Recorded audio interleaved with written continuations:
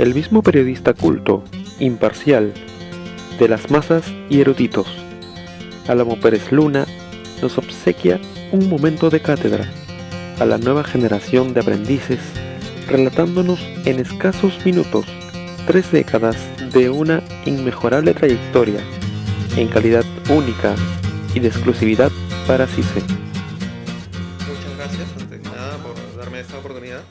¿Cómo no? Bueno, mi primera pregunta sería, ¿en qué momento de tu vida te diste cuenta de que lo tuyo era el reportaje? Es una historia un poco larga y la voy a tratar de condensar. Digamos que todo empieza cuando mi padre fallece en el 84, en 1984, yo tenía 20 años. Y había terminado el colegio tarde, había estado unos meses, un buen tiempo sin hacer nada, hasta que justamente en ese momento entro a la Universidad de Garcilaso a estudiar Derecho y Ciencias Políticas. Justamente en ese momento mi grupo de rock ya queda establecido como un grupo, no como unos cuantos chicos de garaje que se juntaban para tocar la guitarrita. Empecé a componer. Me empezaba ya a decir, oye, ¿cómo es la cosa? ¿Vas a seguir con la guitarra? ¿Vas a seguir componiendo? ¿O realmente tu vida va a ser el periodismo? Porque el periodismo es casi una forma de vida. O sea, tú no puedes ser periodista 9 to 5, o sea, de 8 a 4, de 9 a 5 y te vas a tu casa. Tú tienes que ser periodista todo el tiempo. Digamos que así es que yo entro a la televisión como investigador, duré una semana. Y a la segunda semana ya era reportero del programa, donde estaban Rosana Cueva, María Laura Rey y María Elena Belaúnde, que en este momento es corresponsal del Perú de la CNN. Dime, como acabas de mencionar, tuviste problemas al comienzo, económicamente. Sí, ¿Cómo hiciste? ¿Te fue muy difícil ganarte un renombre dentro de los medios? sinceramente, y disculpa la falta de modestia porque soy real, no.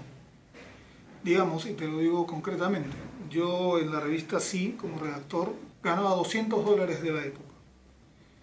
Me fui a Canal 4 por 450. En un mes estaba ganando creo que 1.400. Porque se dieron cuenta que había ahí una pasta de reporteros, se dieron cuenta que había pasta de periodista además muy guerrero, de ir en busca de cosas. Y apenas pasó esto, América me dijo, toma, acá tienes un vale para comprarte un saco, córtate el pelo, que lo tenía muy largo, sácate ese arete de porquería que tienes ahí. Era presión, ¿no? Nunca me hice un huequito. Vístete de una manera un poco más formal, ¿no? Y vamos. Y me acuerdo que el primer año, el 91, conseguimos al primer senderista arrepentido, conseguimos a narcos que daban testimonios. El 92 entramos al Lurigancho después de muchos años de que una cámara no entraba a un penal. Hicimos reportajes, bueno, la revista dominical empezó con 5 puntos y llegó a establecerse en 14 o 13, gracias a los reportajes que hacíamos pues, los reporteros, ¿no? Dime, a lo largo de tu extensa carrera has tenido muchas anécdotas. ¿Recuerdas alguna en especial? Muchas que tienen que ver con una frase que alguien me dijo y que yo la sostengo, que es que reportero que no tiene suerte nunca va a llegar a ser un buen reportero. Y yo tenía mucha suerte. Digamos, no sé si tu generación conoce al camarada Feliciano, que está en este momento en la base naval del Callao, que era el segundo de Admiral Guzmán, en Sendero. Sí, claro. Y recuerdo que, no sé por qué razón, él había sido general de brigada, si no me equivoco, sí, de brigada del ejército peruano, y su hijo salió senderista. Pero por una casualidad, no sé si una guía telefónica, esto ocurrió en el 95, han pasado casi 20 años.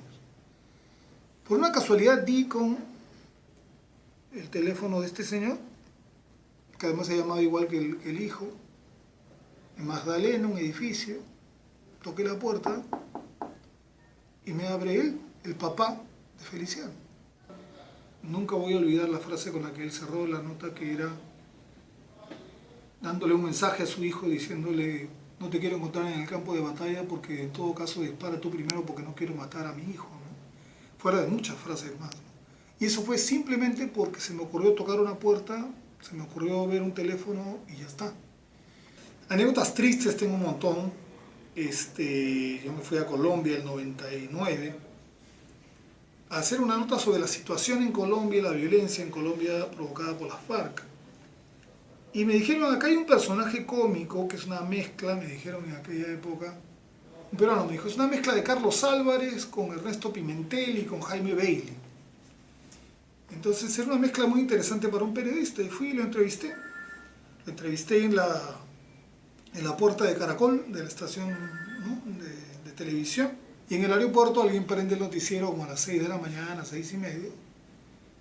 Y lo veo a Jorge Garzón, o Jaime Garzón, no recuerdo bien si es Jaime o Jorge, creo que es Jorge Garzón. Y lo veo en la televisión con la misma ropa con la que había estado el día anterior, solo que sin vida, asesinado por unos paramilitares. O sea, lo mataron muy pocas horas después de que yo lo entrevistara, ¿no? Y te puedo seguir contando y termino con la última, ¿no? Una vez, apenas entraron los emiratistas a la embajada, a la residencia del embajador de Japón en San Isidro, había tanto que cubrir, casi las 24 horas, que yo, que era reportero, me dijeron a las 2 de la tarde, creo, me dijeron: anda, siéntate con Sol Carreño. Sol Carreño era la que estaba en la mañana, ¿no? Me llaman del switcher, me pasan por la chicharra y me dicen: el jefe de los emiratistas quiere hablar contigo, pero contigo. Pásalo, pues. ¿Qué esperas? ¿Por qué precisamente contigo? Porque probablemente, no por mi linda cara que nunca la tuve, sino porque yo en la revista dominical trataba permanentemente temas ligados a Sendero Luminoso y al MRTA, temas subversivos. Entonces probablemente sintió que yo era una persona que iba a hablar en su mismo idioma y que iba a entender las cosas que él quería decir. Entonces, era Néstor Serpa Cartolini, el jefe de los emiratistas, que se nombró a sí mismo en esa entrevista, te estoy hablando del día siguiente de la toma, como el comandante Huertas. Y como me dijo alguien que me entrevistó hace un par de semanas, yo creo que esa es la entrevista más importante que hice en mi vida. A lo largo de tu carrera has tenido notas muy importantes, como por ejemplo el caso de Marilena Moyano, o incluso la llegada de Papa Juan Pablo II. En Cuba, sí. Sí. Dime, si tuviera que quedarte con un reportaje, ¿cuál sería? No, es imposible. Es imposible porque, si te das cuenta, yo he estado en la revista dominical prácticamente desde que se fundó. Yo creo que llegué a la segunda semana, hasta el último programa. Estás hablando casi de 8 años. Sí, casi 8 años. Y yo me he quedado en el canal todavía año y medio haciendo también reportajes. Si tú sacas tu cuenta, un reportaje por semana son 50 al año. En 8 o 9 años, o 10 años ponle, son 500 reportajes. Fuera de los reportajes que he hecho en Panorama, fuera de algunos reportajes que he hecho por otros lados. O sea, yo pienso que debo haber hecho unos 700 reportajes a lo largo de mi carrera, más o menos. O sea, es una bestialidad. Ok, Álamo, este año tienes nuevos proyectos. Tengo muchos proyectos, pero concretamente tengo básicamente un solo programa que sale los domingos a las 6 de la tarde, que se llama 10. Cuando estuve en Panorama hice un ciclo llamado reportajes de colección, que era, por ejemplo, los inolvidables años 80, por ejemplo, la historia de los dibujos animados, por ejemplo, cuáles fueron los peores dictadores de la historia, y me sirvió como precedente y como base para hacer el programa que hago ahora, que se llama 10, ¿no? Y cuando estaba en Vidas Extremas, bueno, durante 5 años casi hemos hecho programas con una ayuda social muy grande, ¿no? Entonces, si te das cuenta, he tenido una carrera bastante amplia en diversos géneros, pero básicamente en televisión, ¿no? Pero les quiero decir básicamente una cosa: el periodismo es... tienes que tomarlo prácticamente como una forma de vida, no es un trabajo común y corriente. Y yo soy periodista las 24 horas del día, yo me compro 7 u 8 periódicos por día, veo los titulares del noticiero siempre, pese a que soy absolutamente fanático de las series gringas de televisión policiales como, no sé, CSI, NCIS, y muchas otras más, y las películas que tienen intriga y qué sé yo. Y les quiero dar un mensaje que seguramente su profesor se los ha dado, pero que en todo caso se los doy yo. No dejen de ver una película del año 70 y pico, no se asusten porque es muy dinámica. No es una de esas tediosas como las de Stanley Kubrick, que se llama Los hombres del presidente. No sé si la han visto. Es con Robert Redford y con Dustin Hoffman, y que habla del caso Watergate, que es el nombre de un edificio que comenzó a desentrañar todas las cochinadas que había en el gobierno de Ronald Reagan, el presidente de los Estados Unidos, y que finalmente tuvo que dimitir, tuvo que renunciar. Es una película indispensable para cualquier periodista.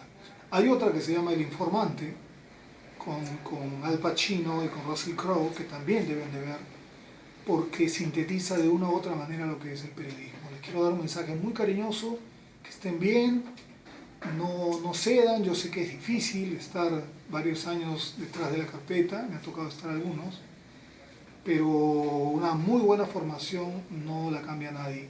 Y sobre todo, así quieran trabajar en televisión, hagan lo que hice yo. El tiempo que ustedes quieran. Yo estuve 7 años trabajando en prensa escrita y por eso creo que tengo más o menos una buena pluma. No empiecen directamente en la televisión, pasen por prensa escrita, escriban, lean. Eso va a hacer que tengan ustedes un valor agregado y que a la hora que se presenten en algún lugar para buscar trabajo, inevitablemente van a escogerlos a ustedes antes que al resto. Por eso es que ahora el reportero de investigación, y por eso es que ahora el reportero de fin de semana o el reportero diario no escriben necesariamente bien, porque de la universidad pasaron a la televisión, cuando lo bueno es tener talleres de redacción, aprender a leer, aprender a escribir, y eso va a ser muy bueno para ustedes. Les mando un gran abrazo desde aquí, desde TV Álamo Pérez Luna. Gracias.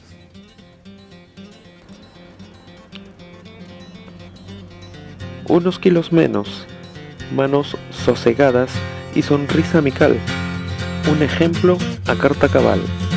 Álamo Pérez Luna, escondiendo detrás de su personalidad apacible un indómito lobo de primicias que ha regresado de épocas más difíciles que su actual lucha.